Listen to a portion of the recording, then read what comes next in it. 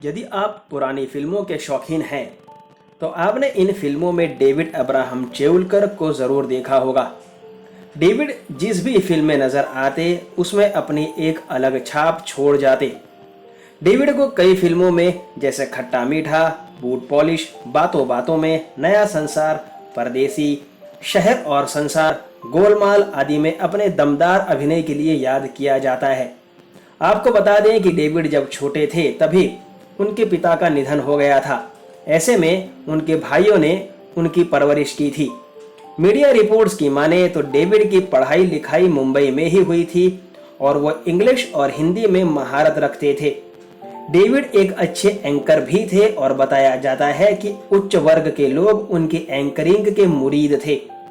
कहते हैं भारत के पहले प्रधानमंत्री पंडित जवाहरलाल नेहरू जी डेविड के न सिर्फ अच्छे दोस्त थे बल्कि उनकी एंकरिंग के भी फैन थे। डेविड का फिल्मों में आना सिर्फ संयोग नहीं था।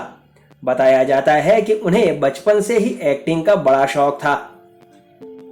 डेविड के साथ वाले घर में एक फ्रेंच महिला रहती थी जो अक्सर अपने घर में प्ले का आयोजन करती थी। डेविड भी इसमें शामिल होते थे।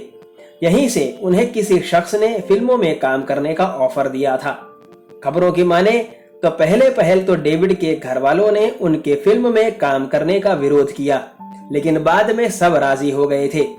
डेविड ने वैसे तो कई फिल्मों में काम किया था, लेकिन उन्हें सही मायनों में पॉपुलैरिटी साल 1954 में रिलीज हुई फिल्म बूट पॉलिश से मिली थी। फिल्मों में योगदान के लिए डेविड को साल 1969 में भारत सरकार ने पद्मश्री से भी सम्मानित किया था। डेविड अब्राहम चेउलकर खेल के प्रति उत्साही थे और भारत में खेलों के विकास पर उनके विभिन्न विचार और दृष्टिकोण थे।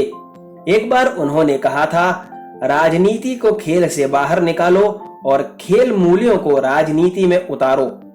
डेविड अब्राहम चेउलकर 50 वर्षों तक महाराष्ट्र वेटलिफ्टिंग संघ के अध्यक्ष और 35 वर्षों तक भारतीय भारोत्तोलन संघ के उपाध्यक्ष रहे। डेविड अब्राहम ने चर्चगेट के क्रिकेट क्लब ऑफ इंडिया में काफी समय बिताया था और यहां तक कि क्लब में उनका कमरा भी था। वे क्लब के पहले सदस्यों में से एक थे और क्लब के साथ उनकी आजीवन सदस्यता थी। क्लब में डेविड का कोना नामक एक कोना भी था। डेविड अब्राहम भारतीय ओलंपिक संघ के प्रतिनिधि भी थे और 1952 में हेलसिंकी, 1960 में रोम, 1964 में टोक्यो, 1968 में मैक्सिको सिटी और 1972 में म्यूनिच में आयोजित ओलंपिक खेलों में हिस्सा लिया था।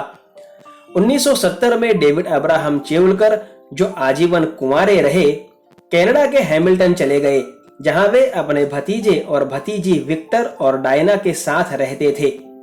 2 जनवरी 1982 को उनकी मृत्यु हो गई और उन्हें बेथ जैकब सिनेगॉग कब्रिस्तान में दफनाया गया। उनकी समाधि का लेख कुछ इस प्रकार है। यहाँ एक आदमी है जो अपने आंसुओं से मुस्कुराया और एक आह के बीच में हंसा। उन्होंने अपनी युवावस्था को आगे के वर्षों के साथ मिलाया और जीने या मरने के लिए खुश थे। कैसा लगा आपको फिल्मों के डेविड चाचा के बारे में जानकर? मुझे कमेंट करके जरूर बताइएगा। वैसे डेविड चाचा की कौन सी मूवी या रोल आपका पसंदीदा रहा है, ये बताना बिल्कुल ना भूलें। वीडियो पसंद आया हो तो लाइक करना अपना फर्ज समझकर पूरा करें। फिर मुलाकात होगी जल्द। धन्यवाद।